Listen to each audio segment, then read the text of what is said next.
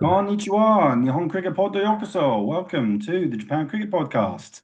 I'm your host, Alan Kerr, the COO of Japan Cricket, and with me, as always, my podcasting pal, Todd Luckhurst. Hey, Todd, how's Melbourne? It's a bit chilly down here in Melbourne, but we're making the most of it. We've got the heater on, which is nice, and here to talk about some cricket. And we've been away for a few weeks, Alan. You've been overseas. Yeah, I wish we probably should start with an apology at how desperately behind we are on podcasting. We're definitely not in the regular category of podcasters, are we? Pretty ad hoc. This pod is a long time coming. I reckon this is the third time we tried to set it up, only to end up postponing, delaying. And yes, I was back in the UK for a couple of weeks. Since I got back from England, I've been frantically trying to catch up on all the stuff that I'd left behind, sort of just dropped in a pile on my desk and said I'll deal with that when I get back.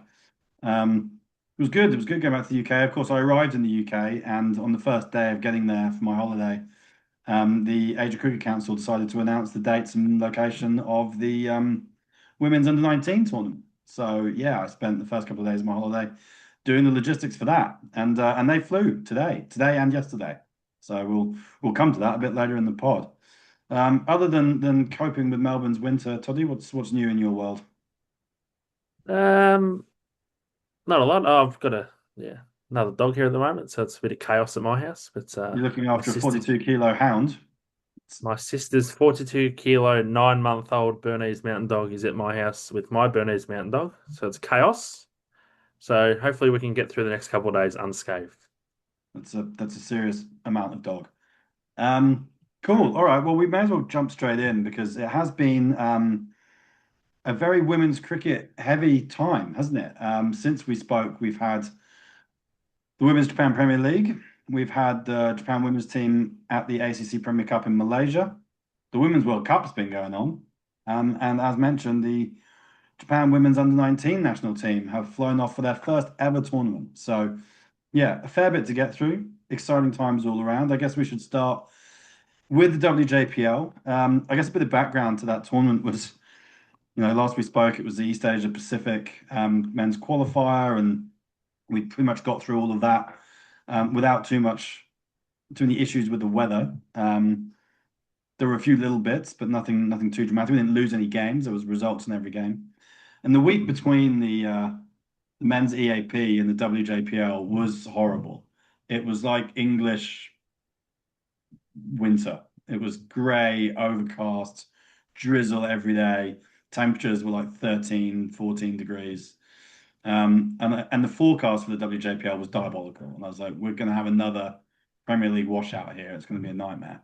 And then literally the girls got off the plane, people started arriving in Sano, and the sun returned, and we had a glorious 6, 7 days.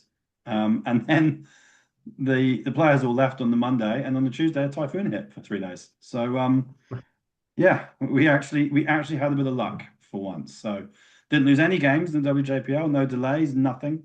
So that was definitely the right place to start. And yeah, you missed it all, Toddy. You were not in Japan for that one. No, I'd come home by then, so I did my couple of weeks as always, and got on the plane to come home. And thank God that we got through the tournament this time, Alan. As you say, there's always some kind of weather around in Sano at the start of May, but if Yeah, you're at well, the middle of May, between the men's Premier League ending and the women's Premier League ending, we had something like, I don't know, 30 odd cricket matches, and they all finished with results. There was only two games, I think, that lost any overs at all, which is remarkable. A remarkable run. So particularly for Sano, as you say, which is known for its weather. But the WJPL this year was expanded up to four teams this year. So we had the Mamushi competing again, representing Japan.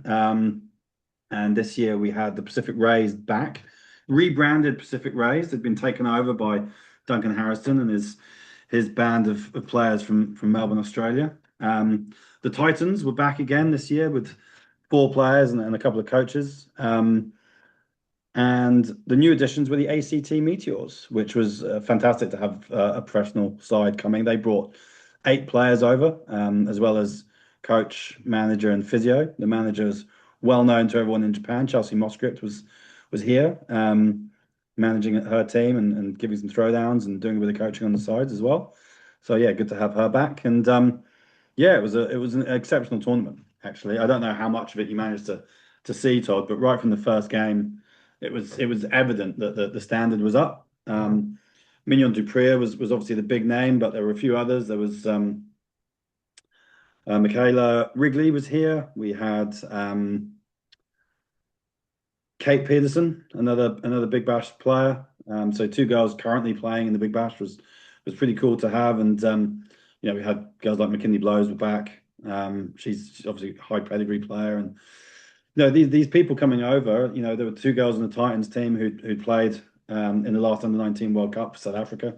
So yeah, the standard was evidently higher. It was very easy to see that the level was better, and I think that was really great preparation for our women's national team players who jetted off the day after the tournament finished to go and play in the ACC Premier Cup. I did get to see some of the tournament, and the standard was well up, and it's great to see so many people coming to Japan to play in this tournament now. As I said, it's expanded to four teams, and some really elite cricketers in the women's cricket around the world have come to play, and it's great to see. So we're going to have a look at three games, I think, Alan. We picked a few out to have a look at some good performances. So the first game we're going to have a look at is the first match of the tournament, which was the Mamushi against the Titans. The Titans batted first, got 131 for six. Um, Pretty shared on the runs. Simone Lorenz got 27. Ahiyu Tandale got 16. Iwasaki got 17. And Zuza got 16. With the ball, Pereira got two wickets, and then wicket each to Ota, Kata Stafford, and Ramesh Seth. And then within the Mamashi innings, it was Mion Dupree got 49 of 45 balls. Ramesh Seth 14, Pereira 12, Alta 16, and the Mamashi got bowled all out for 113. But another good performance here by here. Chandal got four wickets. Magwenya 2, Zuza 2, and 1 each to Kasunanan and Devia. So good start to the tournament, Alan. Yeah, it was. It was a bit of an upset last year. The Titans had struggled a little bit. They turned out they were supposed to bring four players, and the night before the flight, the captain of the team, literally her dog ate her passport.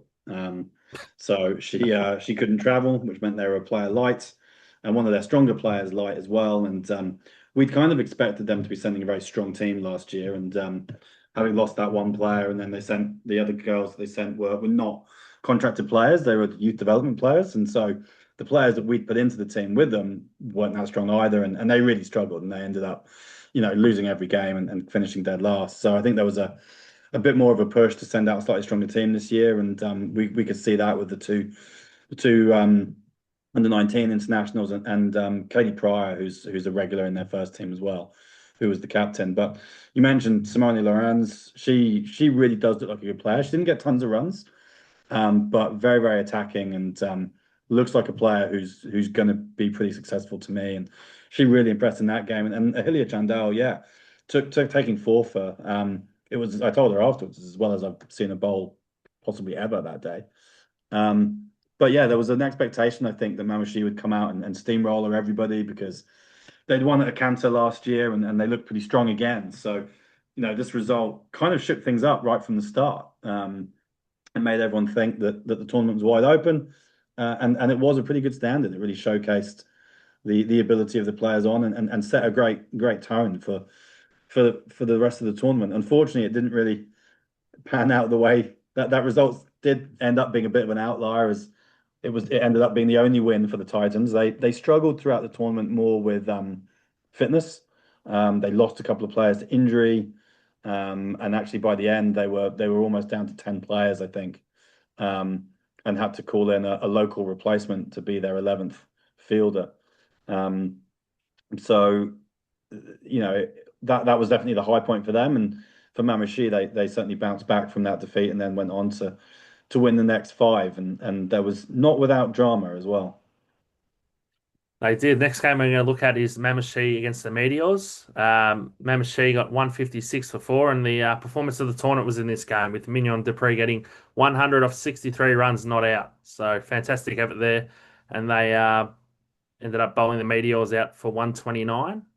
But Alan, that must have been a pretty special performance to be at the grand final. 100 not out. Yeah, yeah, it definitely was. I mean, I actually spoke to Toby Cohen in the ICC EAP office down in Melbourne the following day, and he said that they'd had it on in the offices, in the Cricket Australia offices. They had the WJPL on, and people were watching it. And he did comment that watching Mignon play, it did look like sort of an adult playing against kids a little bit.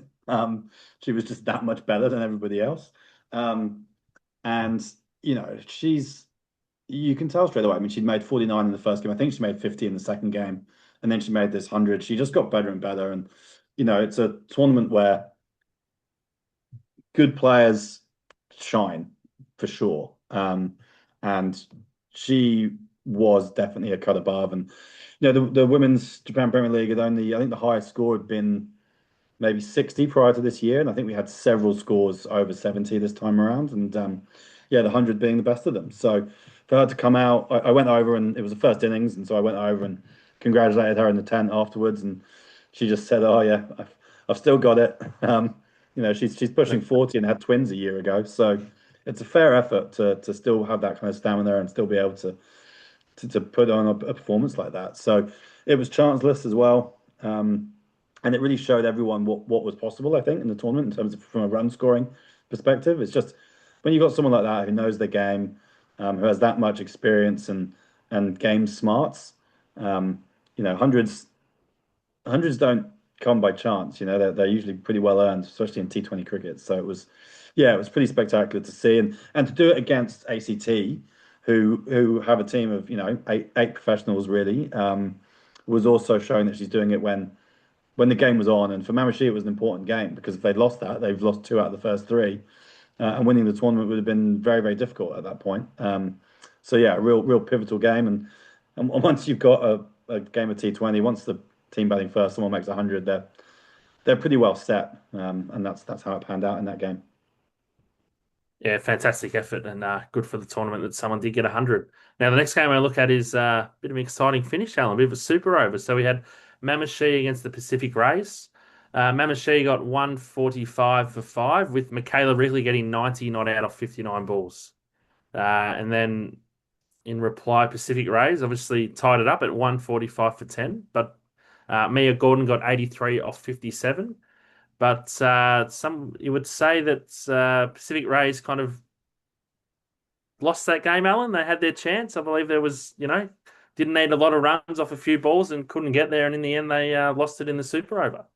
Yeah, the Pacific Rays, they deserve a lot of credit for the kind of team they brought. They had two of the Japanese players in Nonoha Yasumoto and Hinase Goto, who both had very specific roles in the team. We had to be a little bit careful with the tournament, the international tournament coming up, of course, because Akari Nishimura is out injured, and so she wasn't playing in either of these, having broken her finger a few months ago.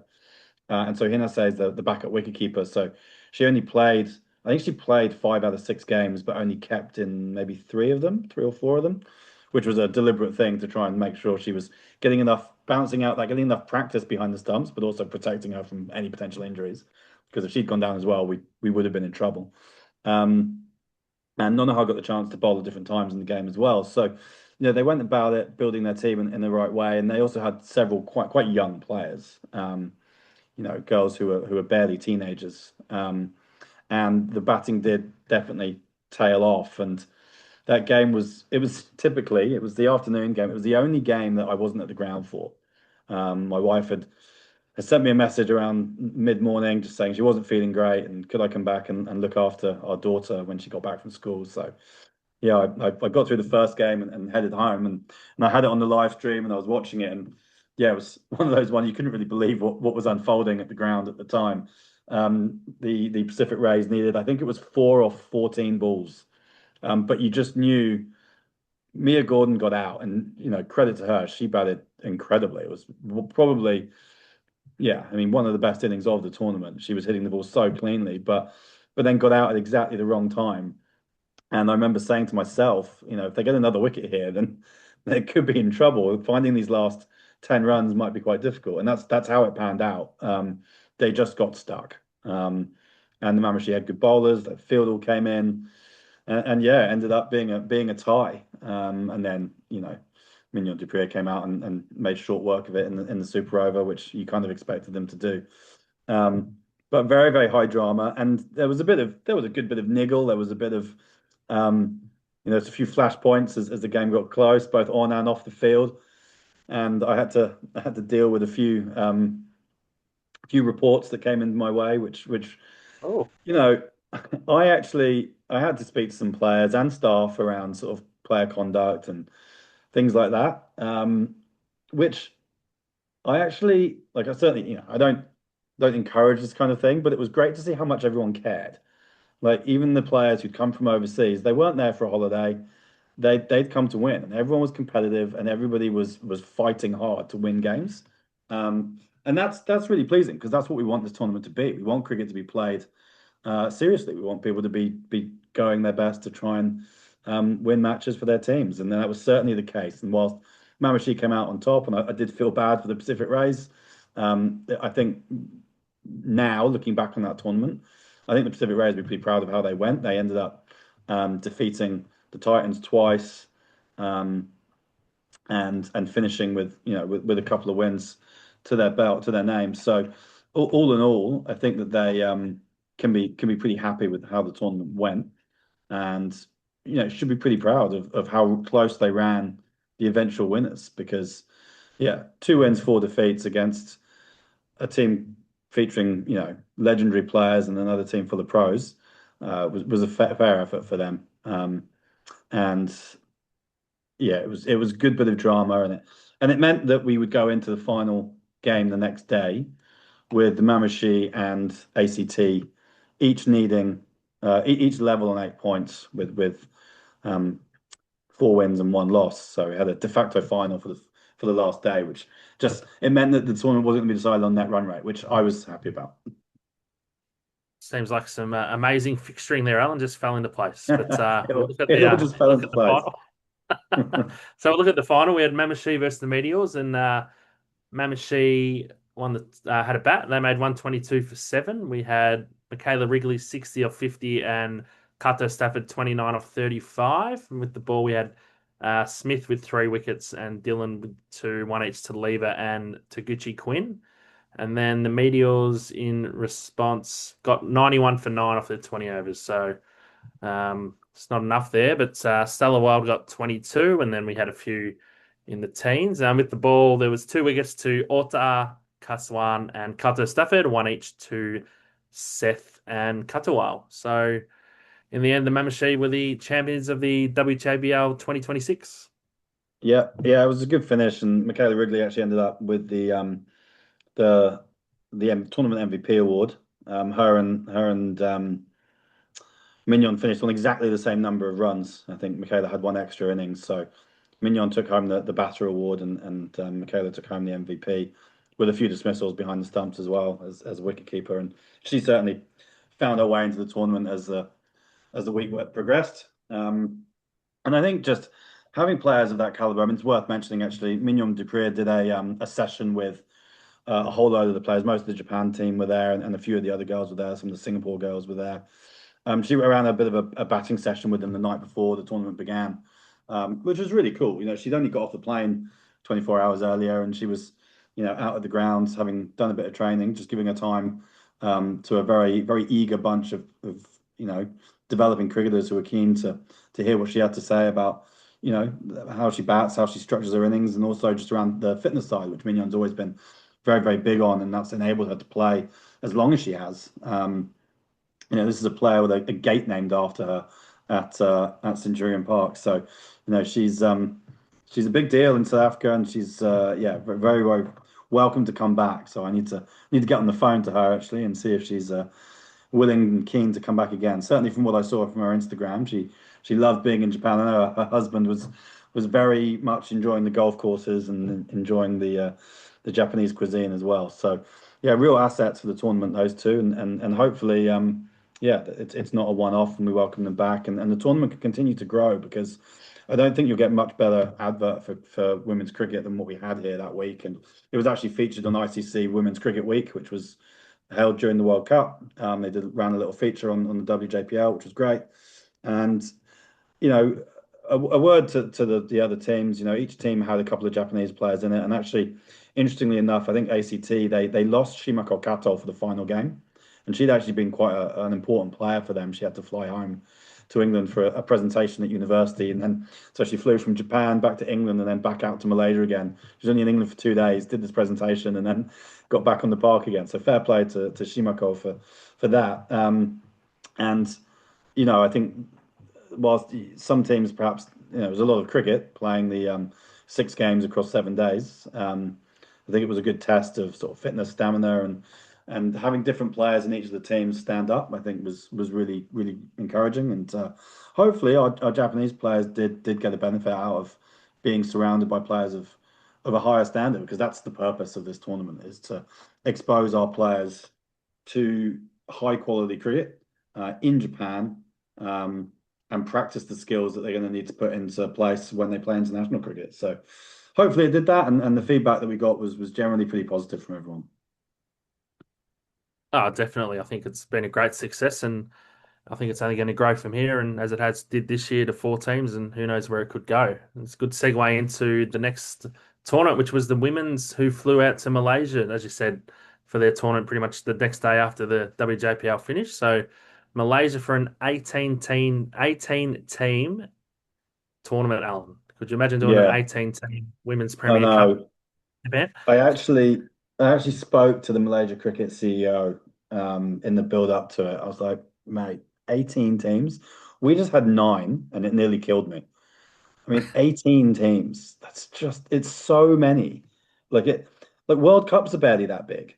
Fair play to Malaysia cricket. And I was thinking about this the other day, actually. It's a bit of an untold story, I think, what's going on in Malaysia. The fact that they can host tournaments like this. They actually lost their main ground a few years ago, and everyone was really worried that it was going to be the death of cricket in Malaysia.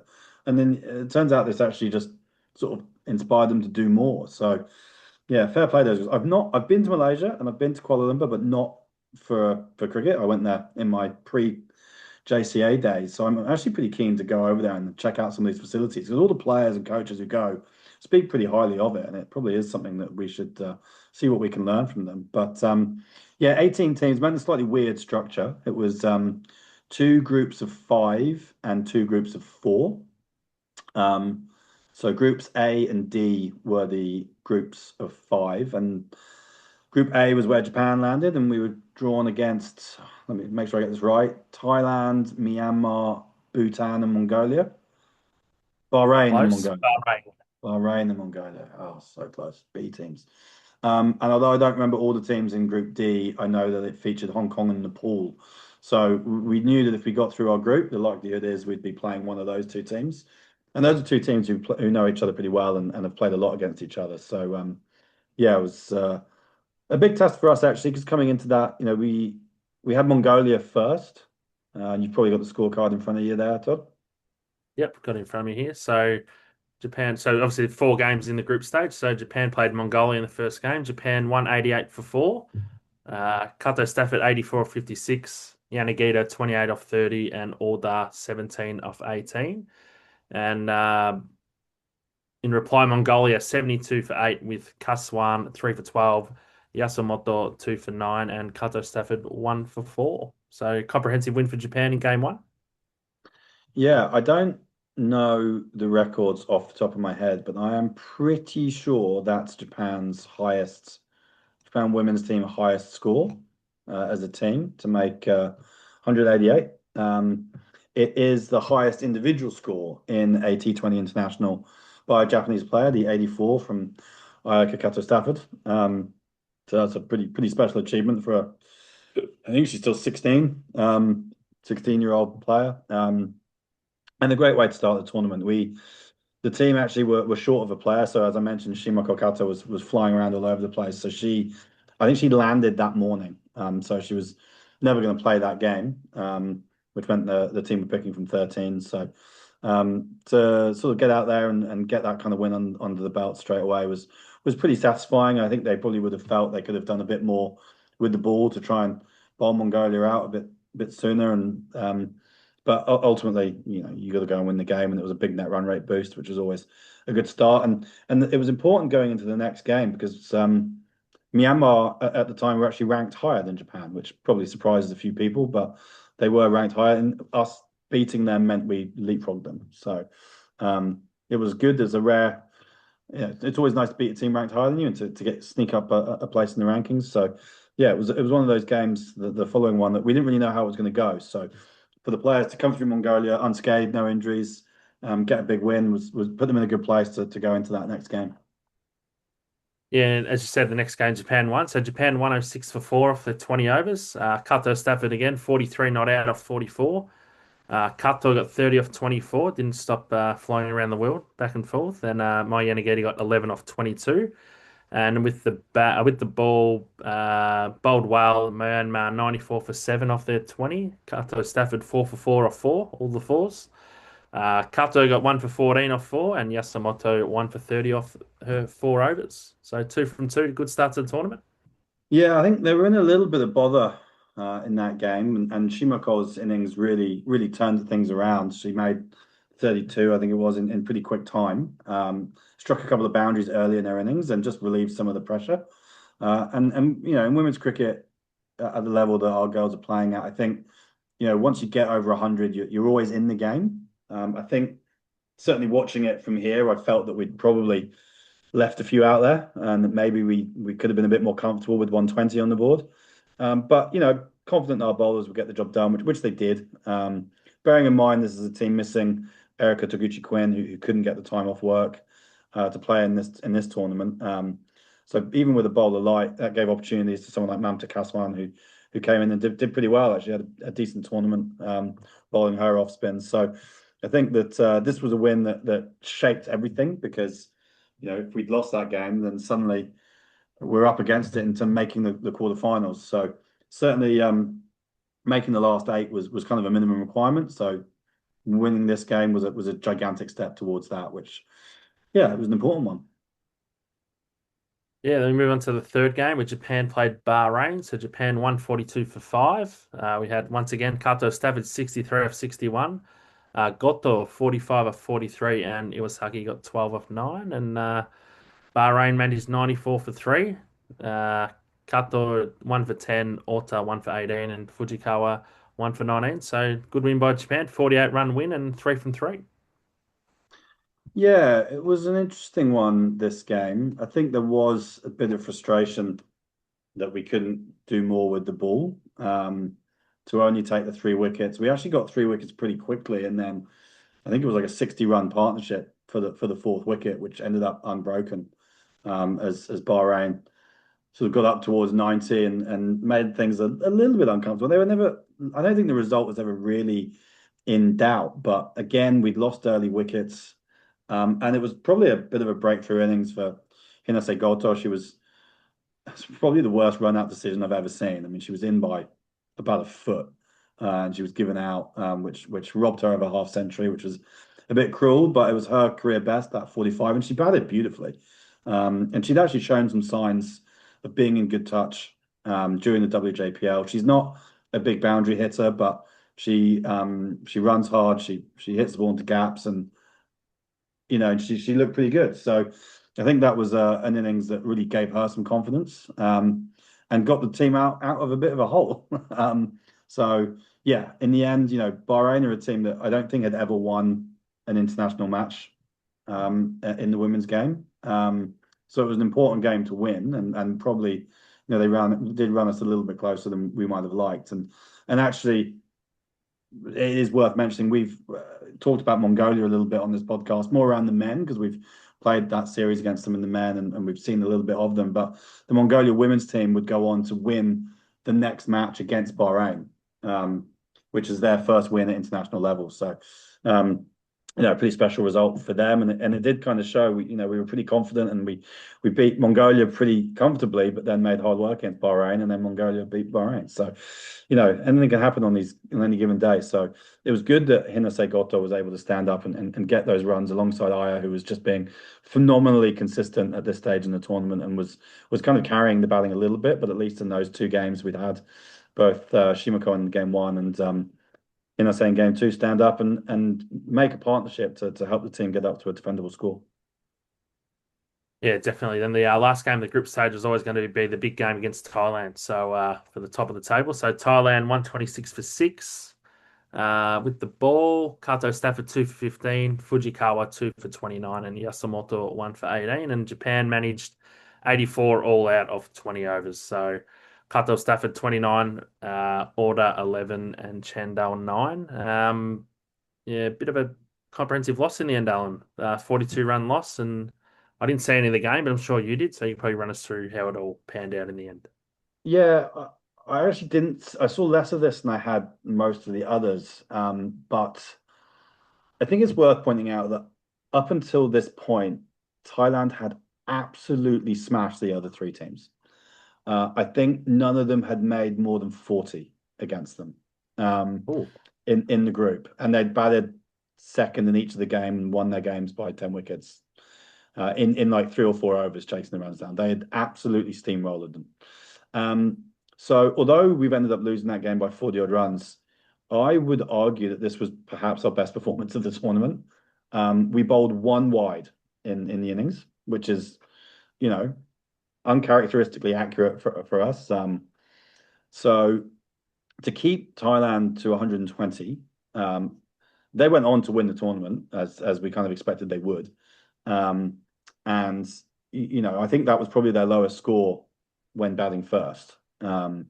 So that's pretty satisfying. With the bat, we were in the game for a little bit, but we fell away badly at the end. I think their left arm spinner ran through our tail. I think we might have lost like I haven't got the scorecard in front of me. I think we lost six for next to nothing as they got through us, which that can happen, particularly as our tail hadn't actually batted that much up to that point. So, one of those things that happens. But I think as a result, our players actually took quite a lot from that game, and being able to test themselves against a team with that strength was really good because we don't get to play teams. I think they're ranked like 11th or something. So, this is a team that regularly okay. plays in World Cups. And yeah, it was good to go up against them and a good learning opportunity for our players. Yeah, definitely. But that wasn't the end of the tournament because, of course, the top two teams of the group went through, and Japan were playing for top spot. So ended up playing the quarterfinal against Hong Kong. So Hong Kong made 140 for five of their 20 overs. Yasumoto 1 for 16, Fujikawa 1 for 20, and Kato 1 for 24. And Japan managed 99 all out in the 20th over. So Iwasaki 26 of 20, Order 24 of 27, and Yanagida 19 of 22. Yeah, a difficult one this. I mean, the one thing we haven't talked about, and I don't want to focus on it too much, but the fielding throughout the tournament left a bit to be desired, and was an obvious weakness for the Japan team. And it was probably at a low point in this game. And a number of catches went down at key times. Um, and there was a couple that landed between players, but there was confusion about who to go for it, and there was some misfields and overthrows. And I think part of that is just the pressure of a knockout game, which can get to teams, particularly when you don't play a lot of them. And having beaten Hong Kong the last time we played them in what was a super impressive performance from our team, I'd hope that we'd go into this game bullish and confident. But I think actually the pressure maybe got to a few players, and um, they put on a decent opening stand, I think. But then we actually we grabbed a couple of wickets, and we looked okay. We had them, at the 10 over mark. It looked like the game could go either way. But then suddenly, Yaz Daswani and Marina Lamplau just, particularly the last 5 overs, completely took the game away from us. I think they scored something like 60 in the last 5 overs. Um, and it would have been more than the 143. We got 2 wickets of the last two balls.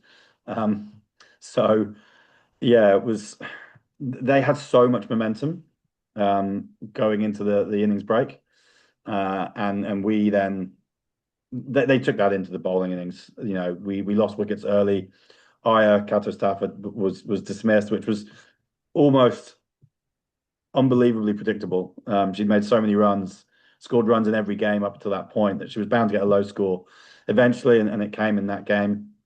That gave others a chance, and Erica Oda, who'd struggled a little bit for form up to that point, but she came out and made a few runs in that game and kept hopes alive for a little bit. But yeah, again, we kind of faded in the back end of the innings again. And Hong Kong just were too good for us, and ultimately, earned a place at the Asia Cup for the first ever time, which was a big deal for them. And it's something that we have to go away and learn from. I think that how can we perform our best in games, in the most important games. It's not about performing at your best when you're underdogs. It's actually being able to say, right, okay, it may be that Hong Kong are ranked 20th and we're ranked 40th, but let's play the team, not the ranking, and go out and actually express ourselves because we know that on our day we can beat this team. So, there's things to work on. There's a lot to work on, but there was a lot of positives. I think when you look at the tournament as a whole, you see, well, okay, we beat the teams we probably expected to beat or hoped we'd beat, and we lost to the teams that we maybe thought we'd lose to. But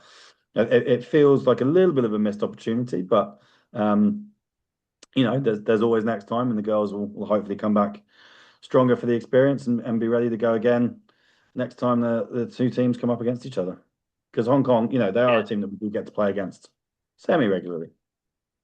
I mean, played 5 games, lost one to Thailand, one to Hong Kong. I mean, it's a good tournament, isn't it? Like Yeah, that's a pretty good effort, really. They're two good sides. I mean, you can't, especially Thailand, like you know, they're a top team in the women's T20 scene, and Hong Kong have always been strong. So I think it was a good effort, and like you said, I'm sure it'll turn soon and end up winning those games, and then progressing further into other tournaments. So I think a great effort by everyone involved. Well done.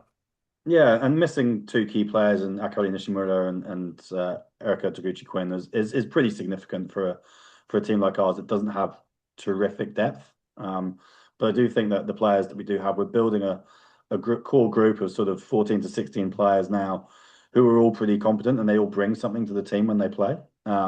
Worth noting as well that Ahilia Chandal actually split her webbing in the very first game against Mongolia in her hand. So that she played through it, but it didn't help her with her bowling.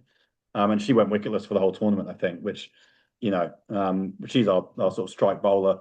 If she's carrying an injury, that can hurt us as well. So, there were things that weren't going our way, but at the same time, yeah, like you said, 3 wins out of 5, experience and tough conditions to play in as well. It should be said, it was by all accounts stinking hot and incredibly humid over there. So you got to deal with that against teams that are probably a bit more experienced, a bit more used to those conditions as well. So I think all in all, things are moving in the right way. The women's team is still a young team for the most part. You've got a couple of senior players like Erika Oda and Kurumi Ota who are there, and Maya Nagita as well. But the rest of the team are still kind of under 25, really. So um, a lot of development to come, and I think the future still looks bright, and that's a nice segue into what comes next. One thing we didn't mention was in the Bahrain game, we had a debutant, so Bianca Shino Dyson made her debut. She only got to face a couple of balls. She came in right at the end of the innings, but she is now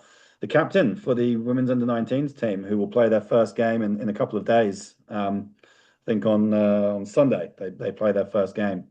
Um, and that'll be the first time the Japan women's under-19s team's ever taken the field, and she'll get to lead them out. So hopefully, having been part of the Japan women's team, stands her in good stead for that. And she's got Palak Gundacha and Mamta Kaswan, who have both been capped at senior level as well in that team. So it's exciting. There's going to be players in that group who will go on to represent Japan. There's going to be players in that group who've got hopefully long futures and bringing some of that depth that I mentioned that we're lacking. So having players who have travelled and played international cricket and are hopefully motivated by that is a really big deal, I think, for the women's team going forward, and will only be good for the quality of our team and our players. It's just very exciting, isn't it, to have a women's under-19 team playing, representing Japan. You said that to me, 5 years ago, Alan. I wouldn't think it was possible. But congratulations to everyone who's been involved and who's going on the trip. And good luck to everyone, including the coaches. I see Vinay and Wada are there too, so which is great to see. And yeah, hopefully they can get a result or at least compete well and see how they go on the big stage. Yeah, it's an interesting tournament again, uneven numbers. I think it's ended up being, what's it ended up being? I think it's ended up being like a 14 teams or something. So I think it's two groups of three and two groups of four. And this time we're in one of the groups of three. So they've done it off the women's team rankings. So again, we've got Thailand and Myanmar again. Um, Yes. so we were in a group of four, but then last minute teams withdrew. Two teams pulled out, very short notice. Um, so what they're doing now is there's going to be placement matches. So if you do lose in the group stage and you only play those two games, there will be two more matches to play for places. And so the top two in the Oh, group go through. So we're only in a group of three, right? And yes. it's going to be an interesting one because I have absolutely no idea what the standard of this tournament's going to be like. I haven't watched any regional women's under 19 cricket, so I think when I look at our team, the bowling lineup looks pretty good, pretty exciting. We've mentioned Mamta Kaswan, we've mentioned Palak Gundecha, who have both played for Japan already, but then you've got Natsume Wada McDonald, who impressed in her visits to Japan, played in the WJPL and played in the junior leagues. So she's an exciting one to look out for. And you've got Marina Kurihara, who we've known since she was 3 years old, and she's going to be following in her brother's footsteps and playing for the under 19 team with her left arm spin. And then there's Ayane Sakuraba, who's come pretty close to playing for Japan as well. So you've got five frontline bowlers there who I think actually will be as good as most of the bowling units in the tournament. The concern is around the batting. Of course, in a perfect world, Aya Cather Stafford would have been in this team and leading it, but she has contractual obligations in Queensland, so she's not there. But that could have made a significant difference. So it'll just be interesting. It's an opportunity for some of those younger players to show what they can do with the bat and hopefully prop us up. And if, what does success look like in this tournament? Honestly, I have no idea. If the girls win a game or two, that would be amazing. Most teams when they play their first tournament, you're not really expected to win too many games. So our expectations are low, but our hopes are high. We'll put it that way. Very exciting, and hopefully they can play some good cricket and hopefully get a win. That'd be fantastic for all involved. You mentioned the staff. I actually should bring up. You mentioned what Sotawada, Benzo, as we know him. Benzo was on his first tour to Malaysia, his first time away with the national team in the coaching role.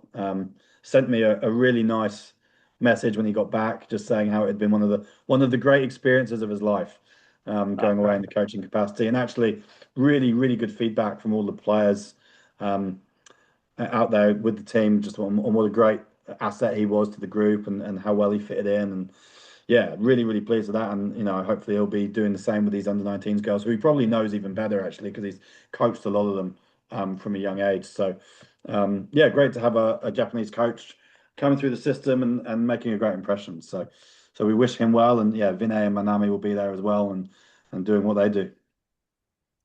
Yeah, great for Wada to be the assistant coach. I think he brings great energy to the group. So, everyone loves Wada and he'd make sure everyone's being looked after. And yeah, he'd be a fantastic acquisition to the coaching team. So, good luck to everyone. Cool, Todd. Yeah, have you got anything else in the bank that you wanted to bring up? We're kind of onto our last few things. Any other business? I think we've covered a lot of women's cricket. Of course, we'll be back to review the results of this women's under 19s tournament next time we actually manage to get around to podding. Hopefully that's not 6 weeks or whatever it's been since the last one. But no, there's been plenty going on in the world of cricket, but I don't think we need to weigh on it, do we? I don't think Australia we won need to another talk World about. Cup. England lost another captain. You I know. don't think we need to talk about Ben Stokes throwing the toys out of the cot, do we, Alan? Do we need to go there? No, But I'm not sure we do. I'm not sure there's anything that we can say that hasn't already been said, Todd. Um, correct. likewise, Australia winning women's World Cups. It's just a bit boring now, isn't it? It just seems to happen every time there is one. The Aussie women win another one. So yeah, fair play to them. They're still setting the standards, and one day the Japan team will be up there with them. Cool. Well, on that note, we will say Oscar Samadeshtar and see everyone next time.